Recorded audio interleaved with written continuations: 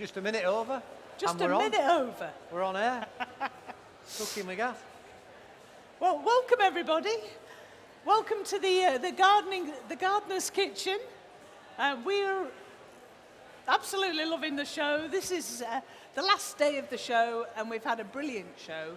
And we've been showcasing all sorts of Yorkshire produce, food and drink, lots of different things. And this one, we're doing lamb and rhubarb. Lamb and rhubarb. Two products close to your heart, Martin. Absolutely, yeah. But Sue, my partner, has been lambing for the last few weeks, and I've been forcing the rhubarb. So we've got both things together at the same time. It's brilliant. Well, I'll tell you what we'll do, Martin. Let's start with the savoury. So what I'm going to do, I've got some new potatoes here, and all I've done is I've chopped them down, and I'm just popping them in some water just to bring these to the boil, because we're going to do a lamb dish using, oh yes, what have we got here? Oh, that's amazing. Is that sage? It is, yeah. I mean, the great thing about tying your kitchen to your garden means that you can just float it straight in there and crack on with the cooking. But sage, it's so easy to grow. Just make sure that you keep it in a sheltered spot through the autumn, autumn and winter, if you're growing it in pots. And then give it a feed, repot it once a year, and you'll have fresh leaves all the time. The great thing about herbs is the more you cut them, the better they grow. So. Well, what we're going to do with our herbs, with our sage, is we're going to pop that on our potatoes. But what I'm doing here, I've got some Dale's lamb. These are cutlets. But if you look at your lamb here, can you see that skin? That skin, we don't want that on our lamb cutlets, because that skin is like a rubber band, okay? Let's just make sure that when we get our cutlets, so if we buy them from a supermarket or a butcher's shop, that you peel off that one layer. It's only on the skin, and it's only on the side of the cutlet. That one doesn't have it, so that's good. Okay, so we've removed those little bits of rubber bandy-like skin. That's called the bark, because it's on the outer of the lamb, and we want to get rid of that. That's not good news. But we're going to make a little marinade. Nice and simple. We're going to use a rose harissa, but we're going to doctor it with some fresh rosemary. Now, Martin, I asked Martin for some rosemary, and it comes with great big twigs like this. It's amazing. Fantastic. And you can use the twig to do all sorts. You can use it as a barbecue skewer. Great on your barbecue. Just make sure you tin foil the end bit. So when your skewered lamb pieces are cooked, you peel off the tin foil, and you've got a really nice, attractive barbecue skewer. But for this particular dish, we're just going to chop our rosemary down and sprinkle it on our lamb. We don't need too much for this one, but we do want a little bit of rosemary on there. Fabulous. And then really easy herb to grow. Rosemary, all you need to do is, what you'll find at this time of year, there'll probably be a few brown bits on it. So just trim those out as far down as it's brown, give it a bit of a feed, and it'll burst back into growth. Sounds good to me. Sounds good to me. And we're just sprinkling on the rose harissa. What I like about this particular demo, folks, is inspired by Vivienne Westwood. It's called the Punk and Petals demo. So the Punk and Petals bit comes more with the dessert, which we make over there. But this is the savoury part. And I just love the colour of this. It's bright red. It gives it a really vibrant colour. Okay. Quick wash of the hands. And we're going to add a tiny bit of salt into our potatoes. Not too much. And a tiny bit of salt on our lamb, because I'm trying not to use too much salt these days when I cook. Much better for you. Okay, folks, so our lamb is ready. Our potatoes aren't even on yet, so we need to crank those up. That'll help. Let's get them going. And our sage is ready as well. Need the chorizo, Debs. Yeah. So we've got here, Martin, I've got my kale is looking a bit sad. Have you got any veg, Martin, I can add to my kale? Because it just looks, I haven't got much left. Yeah, just hang on. I think I might have something around the back. Yeah, that sounds interesting. So, ladies and gents, when you get kale, always make sure, if you're buying it in a supermarket, if you're buying it from your greengrocers or even in your allotment, just remove that center stalk, because kale is great, but if you try and eat that, it's really not good. It's very chewy, and it will just make it hard work to eat your kale. So, we've also got some chorizo sausage, which I'm going to cut. Let's get that sorted. Just cut this up.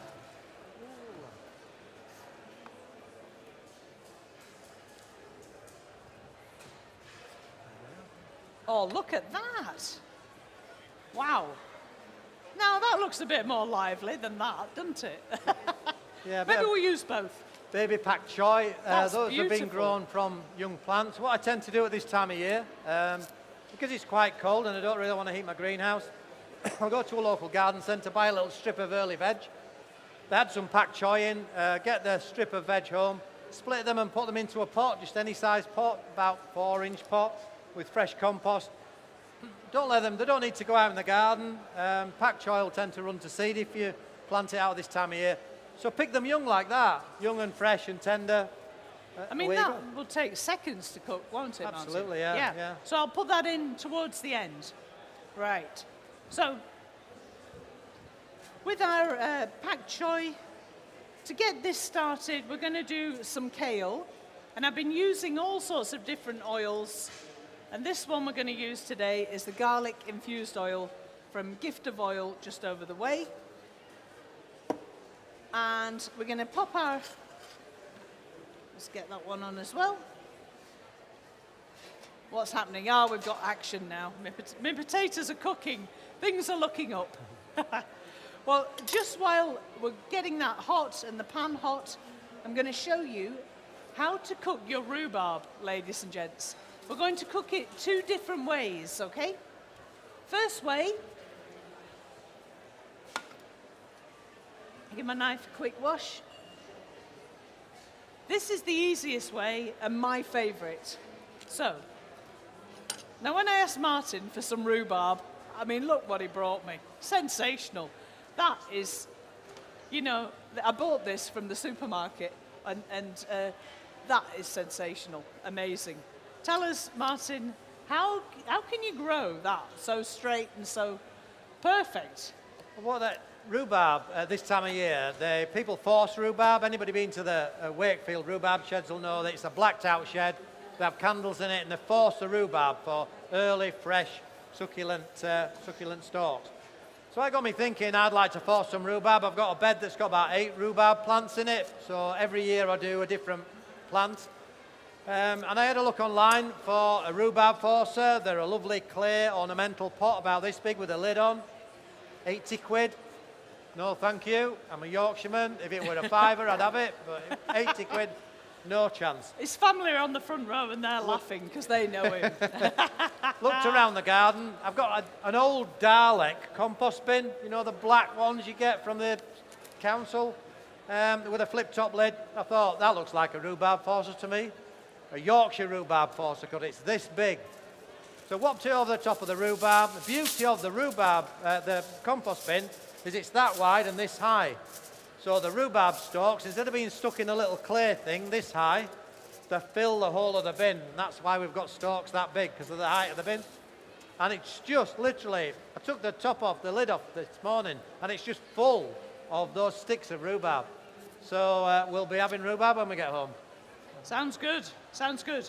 Well, ladies and gents, all I've done with my rhubarb, just to show you, is I have cut it into stems, I've sprinkled it with some caster sugar, and I've added a little bit, you could put anything in here, You could put the Rucello liqueur that they're selling here today.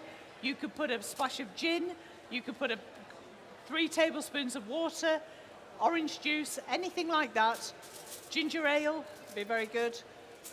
And just scrunchy the lid on your tray and just bake it for probably about 10-15 minutes. Bake it, and that's the best way. Okay, folks, so our oil is nice and heated up. We're going to pop our cutlets in, but we're going to do something a little bit different. We're going to render the fat on the skin side first. So we're going to stand them all up like soldiers in the pan, okay? Whilst the fat is rendering off, we're going to use the rest of our oil, and we're going to start our potatoes. So we've got chorizo, we've got sage. Oh, one man overboard. There we go. Right, hang on. Okay. Just chop. I've peeled the skin off the chorizo, and now I'm just going to dice it up.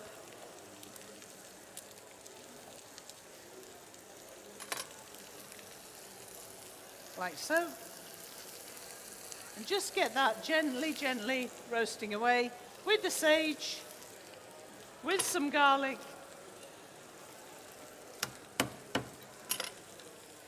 You know what they say about garlic? It builds you up physically but drags you down socially.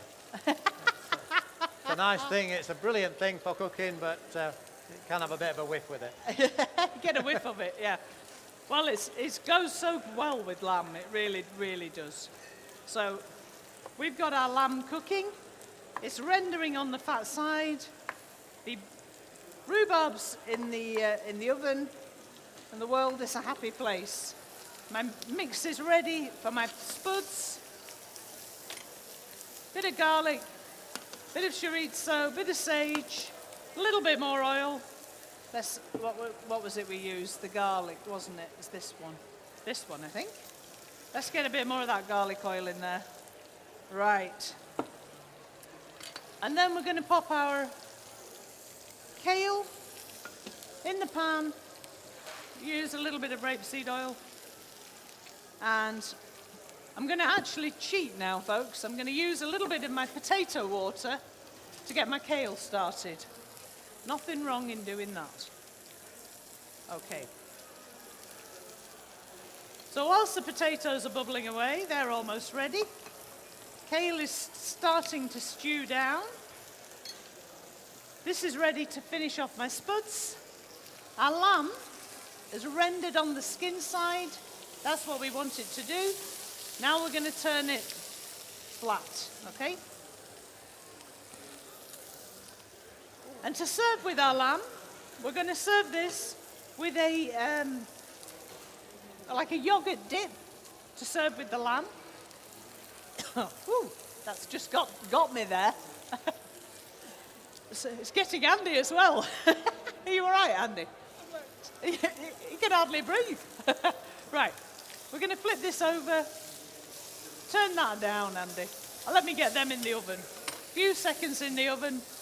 Beautiful. The lamb is nearly ready. Okay, that's better, isn't it? Right, okay, folks. So, now Martin has just given me a gift. What have we got here, Martin? Because that smells fantastic. That's ordinary mint. Well, it's not ordinary mint because it's Grandma's mint. It's a mint that came from my grandma to my mum to me. And we've had it for years and years and years, but we don't plant it in the garden, we grow it in a pot. Every year I split a piece off and make a new pot, and it's been with us, gosh, years and years and years. But it's traditional mint, really lovely strong flavour, and you can't have lamb without mint. Well, we're going to chop the mint in a moment, but here we've got some chives, and I'm taking the fat end of the chives and the thin end of the chives, bringing them both together, and then I'm nipping the last few bits and bringing them in. That way, they're all the same thickness and they're easy to cut. Okay? Hand like a claw, nice and fine. And these chives come from Rudding Park's kitchen garden. And Sarah, the head gardener, was around this morning giving me some of their chives. So it's nice to use some of the produce from the gardens there. Right. So our chives are good. Our yogurt, natural yogurt, is ready. In go the chives. If you don't have any chives and you want to do some soon, then you go to the supermarket or nursery or garden centre, pick up a cheap packet of onion sets. They're selling them off at this time of year for about 50 pence. Cram a pot full of onion sets like this, let them grow to that height. Just simply pull them out of the pot, chop them up. They're no different, they taste of onion, they're just like a chive. So you can use them in the same way, stir fries, salads, anything like that. I do quite a lot of these pots, and I take some down to my neighbour George. He has 2 of these pots on his windowsill. When he comes in at lunchtime to make his cheese sandwich, grabs an onion, skins it off, chops it up, puts it in a cheese sandwich, loves it. He sounds a real character, does George? He does, yeah. I know the young men on the front row, they know George, don't Yeah. you? You know George, the farmer. George is not exactly a master chef. If he can chop it and straighten a sandwich or He's happy. show it the pan and eat it, that's good enough for George. Right, well, we're going to now take that beautiful pak choi, rip it into pieces, split any big pieces, split any big leaves, and stir that together. Our sauce is ready. We are ready to go, folks. Right. So we're going to get our plate.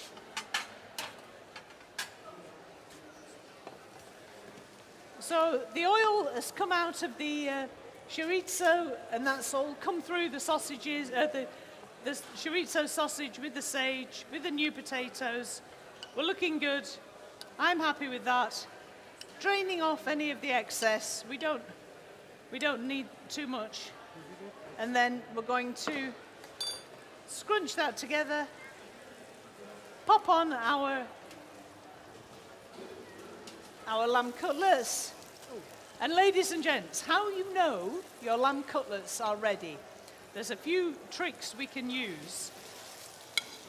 What we're going to do with our lamb, if you look at it now, you'll see tiny droplets of blood on the top.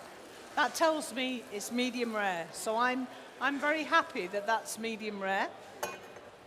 But if you're a bit unsure, you're not exactly certain, and this works the same with steak. If you're cooking a steak at home and you're thinking, how do I know if it's cooked? Here's a little trick. So take your hand, squeeze that part of your hand. Yeah? That's well done. That part of your hand is well done. Now squeeze that part.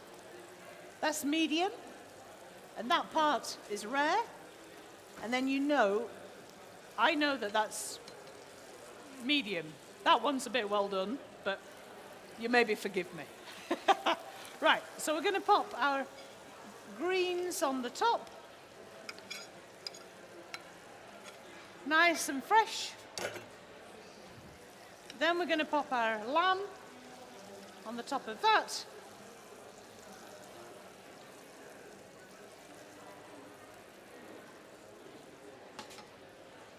And then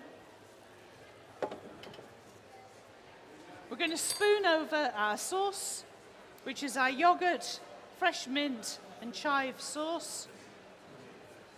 Just to cut through, lamb is quite fatty, the chorizo is quite fatty, and I think a bit of this on there is a nice thing. That will cut through any of the fat and make it really creamy and nice. Okay? And look at this. Martin, he just brings them over and just, I mean, isn't that like the cutest bit of rosemary you've ever seen? That's gorgeous, isn't it? The thing with herbs is when you're using them for garnishing, generally you obviously want to eat them, so take the very tip, because that's the softest part, and those are rosemary, the tips of the rosemary. So it's not woody at all. You can literally break them up and eat them. Quite strong like, but... Yeah, nice, very nice, very nice. So that's our savoury dish done. Let's crack on with our dessert. So, ladies and gents, we promised you punk and we promised you petals. So, Vivienne Westwood inspired dessert. let's have a look and see how our rhubarb is doing. See a bit of steam? That's a good sign. Yeah. So we want it to be nice and cooked, but we want it to hold its shape. And look at that, ladies and gents. It is vibrant and it's beautifully cooked. It's nice and soft, but it's holding its shape. That's what I want, okay? So I'm happy with that, Martin. That's worked well. Is it hard to grow it, rhubarb? No, yeah. no. Well, it nearly grows itself. What you've got to do in the autumn time is, they always say put manure on it. Well, you composted manure, rotted manure, but don't put it over the crown. Put it round the outside. Put it over the top and it'll rot. So around the outside, then in the spring of the year, as it starts to grow, trickle a few organic chicken fertilizer pellets around the top, anything you've got, and make sure you water it, make sure it doesn't get too dry. Pick until about July time and then give it a rest. Although there are varieties now that you can pick right through to October. We have 4 varieties and we can pick rhubarb literally from it being forced now right the way through until October. We're harvesting rhubarb. Well, to go with our rhubarb, there's nothing better than chantilly cream, I think. Rhubarb and cream is like rhubarb and custard, isn't it? Oh, that's another classic. But to go with our cream, I've whipped some double cream here. I'm adding a sprinkle of sugar, not too much, yeah? Not too much. Then I'm adding, and I remember the days when we used to use vanilla pods for everything and use them like they were going out of fashion. Now they're about £12 for a pod. So I'm using vanilla extract, which smells very vanilla-y. It's good stuff, and it's a fraction of the cost. So I use that stuff. Whip that together, and you've got, hey presto, a piping bag of chantilly cream. That's what we want, okay? So, and to serve with this, what we've done, we've used some lemon curd, and we've added some rhubarb. So we've got a rhubarb curd, guys, which is sensational stuff. But you can get from our suppliers here today, Bracken Hill. Have you ever tried their lemon curd? Just don't mind me for a minute. This stuff is gorgeous. Oh. Zingy, fresh, lovely. So if you want a nice jar of jam, I would go over to Yorkshire's Bracken Hill. They're over there, chapping the flat cap, and the lady down there, they're waving away. Bracken Hill, give us a wave. Get yourself a jar of lemon curd and make this dessert at home. Because I've used some of this and I've made it into rhubarb curd. So, and on my way over here today, I had a bit of an accident. I didn't have an accident. With my trolley, wheeling it in, I've got 2 cracked meringues, so you'll bear with, folks. We're going to make this work. Here we go. So the Vivienne Westwood inspired Punk and Petals dessert. First thing we need to do is get some cream and squidge down our base meringue. Okay? And then we're going to add another layer of cream on the top of that. I think this would be good fun for a kiddies' tea party. Good fun for pretty much anything, isn't it, Marty's? Yeah. I think adults would love it as well. So onto that, we're going to add some rhubarb jelly, which again I've pre-made using some of the Rucello liqueur that we've been showcasing today. So this is a rhubarb jelly. That's going on the top. A bit more cream. Squidgy that bit in. A bit more of this. And then we're going to add, just grab a little bit of curd. Yeah. The bottom of the next one, we're going to squidge some rhubarb curd on there. So we're going to use plenty of curd because it's all, if you don't like rhubarb, this is not the dessert for you, I promise you. It's all about rhubarb. Oh. I suppose you could do it with strawberries if you wanted. Yeah, they'd be good, Martin. They would be good. Right, strawberries would be good, or are you going to come and join in, Martin? I think you should. All right. What can you do, Martin? Grab something. Grab some, well. Yeah, I love it. Ooh. You know, we've had, Sue, you don't know this, but we've had Martin making onion barges. We've had we've had him doing all sorts of stuff. He's quite a dab hand in the kitchen. Yeah, I'm still a bit traumatised from that, actually. Right, yeah. Does he not cook at home? No. All the time, all the time. Just when nobody's looking. They're all laughing on the front row. Martin and his family are here. Sue, his partner. Martin and Sue have designed this stage. Don't you think it's amazing? Do you think we should give them a round of applause? Because they've done a fantastic job. Really, really good. Well, the president liked it. He definitely, yeah, we won the President's Award for the best stand, I guess. Yeah. Down to Martin and Sue, that. Right, folks. This is where it could all go horribly wrong if it topples over. Hopefully not. Let's see how we go. If it does topple over, you'll all have a good laugh anyway. Right, next one. We're building another layer, folks. We're going for it. Chef. Here we go. I'll have that one. Okay. Put your fingers down there. Squidgy that together. But we promised you punk and petals, and at the minute we've just got something that looks a bit like the world's biggest walls Viennetta on a stand, doesn't it? We need to make this a bit more punky. So Martin, I'm going to let you spoon those around if that's all right. Right, yeah. It's warm but not really hot. Just try not to dribble all the juice. Right, yeah, no I'm going to problem. bring that, and let's get active here. So, here goes the curd. A few blobs of the curd here and there. And if you want to have a taste at the end, you're going to see how this tastes. This curd is amazing. Oops. Oh. Lively, lively. Oh, heck. Come on now. Woohoo! It's gonna go.